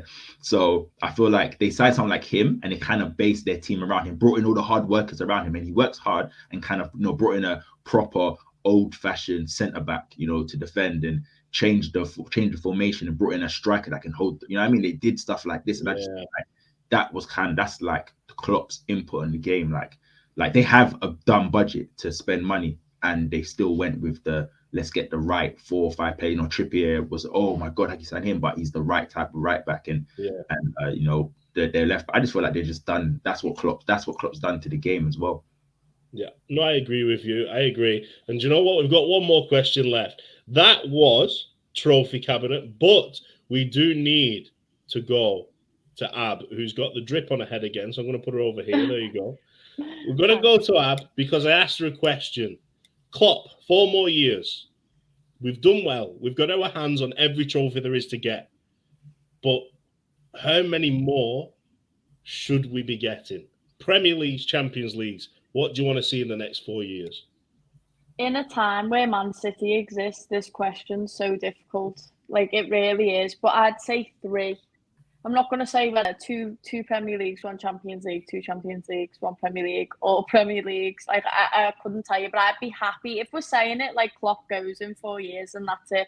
3 more is fine. Like, I know it doesn't equal 1 a season, but 3 more I'd be happy with. Like, if you could look back and say he's won like 2 Premier Leagues, I really want him to get 1 more league title at least. That's the thing, is I want him to get 1 more so we can look back and, like we were saying before, Man City don't look as dominant, but they really have been. It's so difficult to say when City exists, but 3, I'll say 3. If you're being realistic with yourself, Abs, do you think we'll get those 3 with Man City being around, or do you think 2, maybe 1 is more realistic? Well, that's what I was saying to myself. I was thinking either be realistic with it or say what you'd be happy with. I'd be happy with 3, but 2. If I took like 1 of each, take 1 of each, and then a couple of cups. Again, I think I'd probably still be happy with it. It's what you want to look back on. Do you know what I mean? It's looking back on our time with Klopp, but I didn't want him to go for 4 years, so maybe he'll stay for 10 more. Let's hope that he stays. Please, Jurgen. We will all give you our salaries for the next 10 years. Just stay. Leo, I want to ask you that same question. How many do you want and what do you think is realistic? Because we've got Gerrard here saying, like, Man City, we've got 8 mids, and relative to City, who have 6, ours lacks that quality. When you compare it to theirs, it's harsh, but it is true. Man City's midfield, though, are asked to do a different job, aren't they? They can operate differently to Liverpool, where Liverpool rely on counter-attacking football, high-intensity football, the press, whereas Man City are a possessional team. They control the ball and they decide when they want to strike. So it is hard to say that, but has he got a point? Are City just that dominant that 3 major trophies in 4 years? That's tough going. Yeah, and I think it's not even when you talk about the squad, like you look at Pep as a manager, and as much as I hate to say it, like I have so much respect for the way that his team plays, because of the fact when all these, like you said, they recycle every season, and yet you have these players that just work their asses off. Even a Bernardo Silva, we see a De Bruyne, all of these guys, like they are so talented. And yet they work like a Hendo and they work like a Milner, who, let's be real, are not nearly, don't nearly have the same quality. So that's the part of Pep's management that I think we don't talk about enough. It's like these guys who are incredibly gifted, like what other teams on the planet do we see them working like that, like that have that type of talent? I think it's really, really rare to see. But to answer the question that you asked, Abby, I think 2, I would be very happy with 2, because we've seen how special it is to lift 1, and 2 in 4 years would be incredibly special. That's what I would go for. Oh, I'm going to ask you this same question the last time, but I'm going to put a little spin on it. We've got Themba that's saying like he'd like 2 and 1 Prem. That's doable. But I want to ask you this. We could either get 3 more or two more Champions Leagues, but just one Premier League in this next 4 years, which one would you go for? Prem. Why? When it's not hard. I can't wait. I don't want Klopp to only have won. I think Ab said it for one Premier League. Wait 30 years. I ain't telling you how old I am, but I ain't waiting another 30 years. I ain't waiting another 30 years. Do you know what the bad thing is? This Premier League that we won, and I think we alluded to this last week or in one of the shows, it's always going to have that little asterisk next to it. It's always going to be, you won it in a COVID year. The teams were very... Do you know, I know it doesn't matter, but that's the argument that everybody's going to come with. Liverpool can't win the Premier League when it's just a full season. Fans, there's no disjointed nature. And in my opinion, it was harder to win it in the COVID year, in my opinion, because Liverpool are a team that prides themselves on the fans to drive them over the line. So it's harder for us, in my opinion. But we need that Premier League, don't we? Like a full season with the fans. We need that.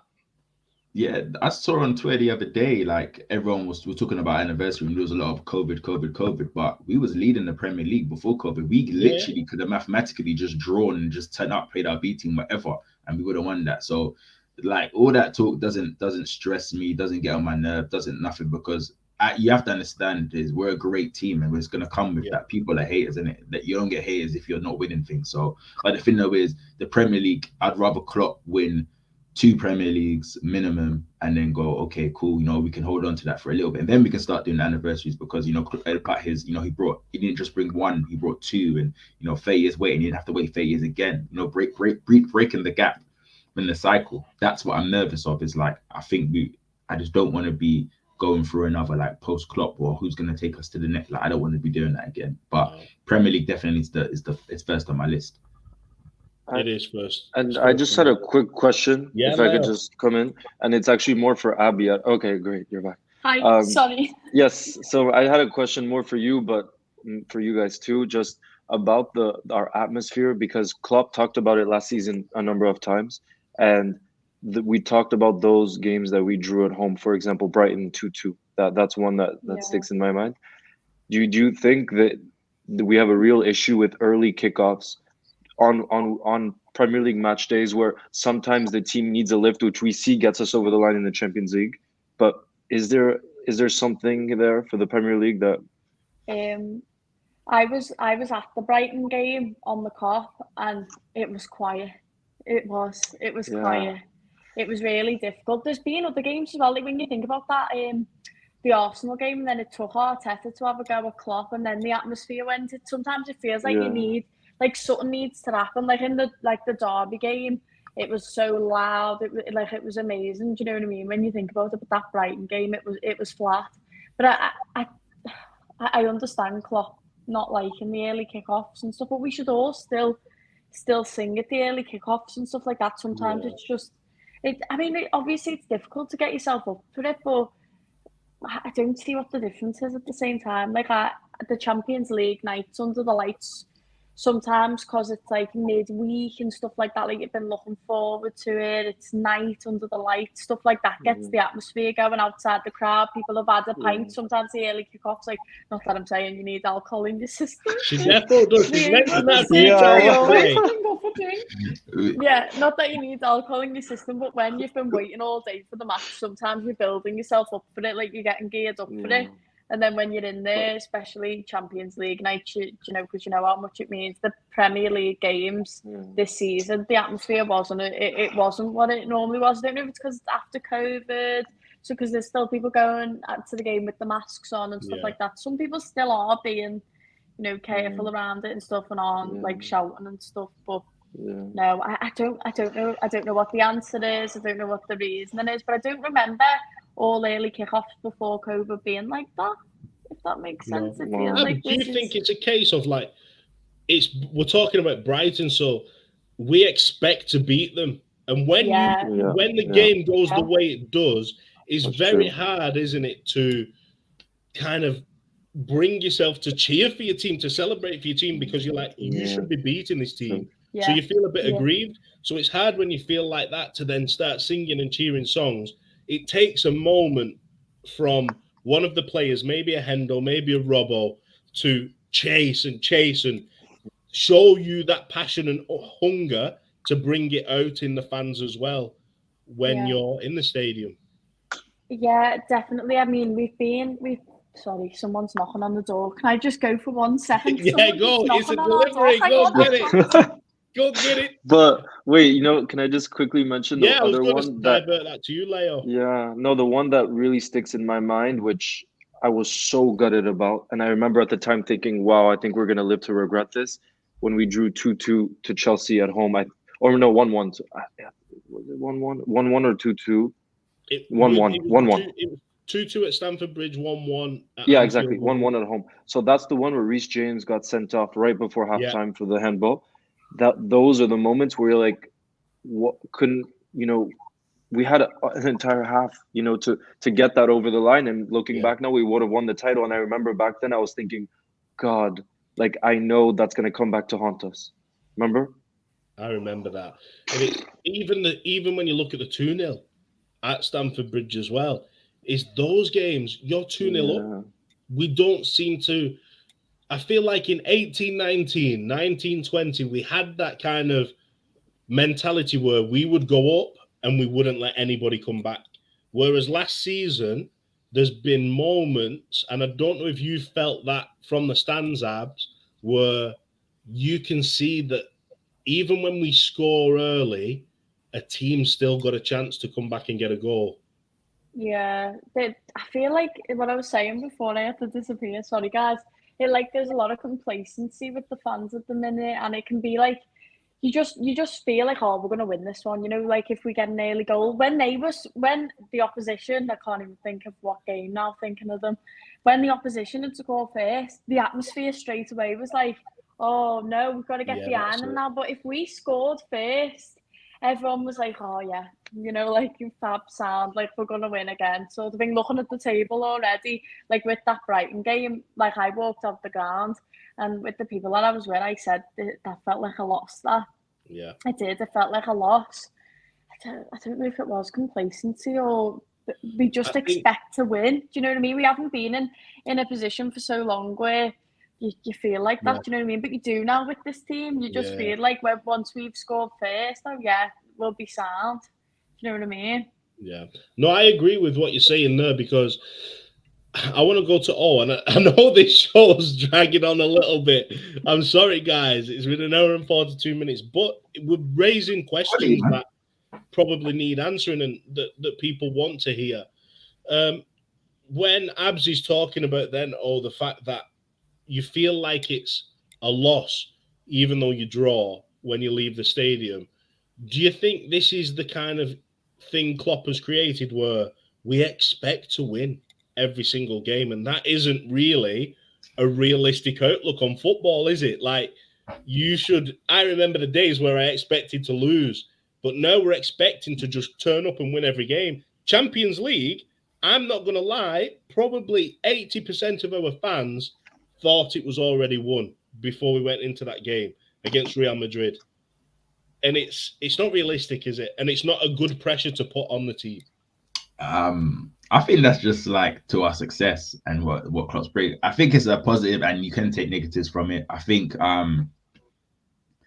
we spoke about this before, like a few months ago, or maybe even before that. We were talking about it's crazy how draws are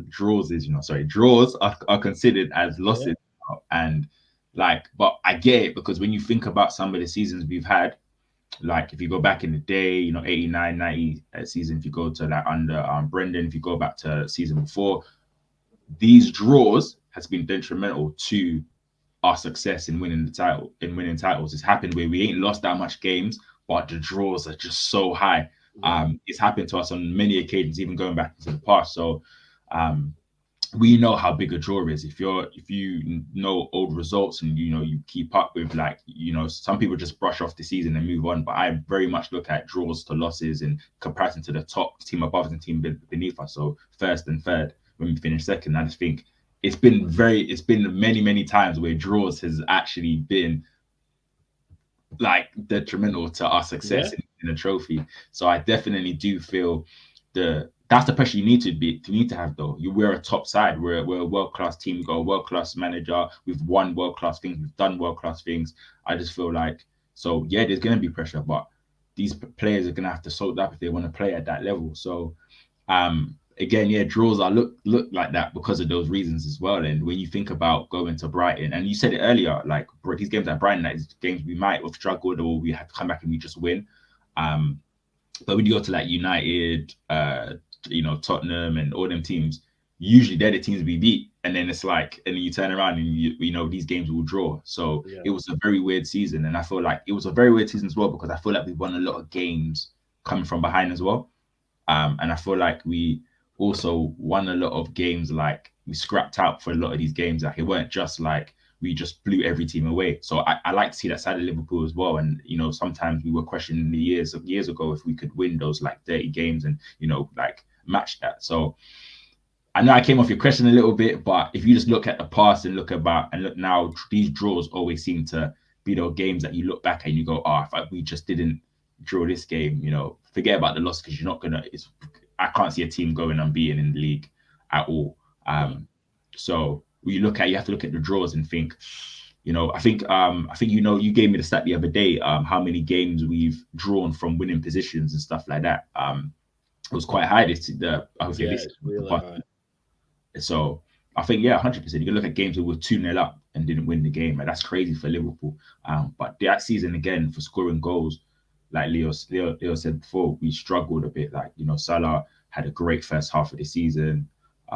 Second half of the season was a bit neither here or there. And Mane started off the season kind of struggling. And then when he's moving to the striker position of false nine, he started scoring goals. So I feel like it's just one of them games, man. We were flying with goals. If you remember the start of the season, we was flying with goals. Like we went so many games scoring 3 or more goals back to back to back. I can't remember how many it was, but we went through that period. But then you look at that, and it was that period in time where we kind of lost the league. If you think about it, it was the period in time where we weren't scoring that many goals, where Mo Salah wasn't performing well, where we lost Sadio and Mo to AFCON.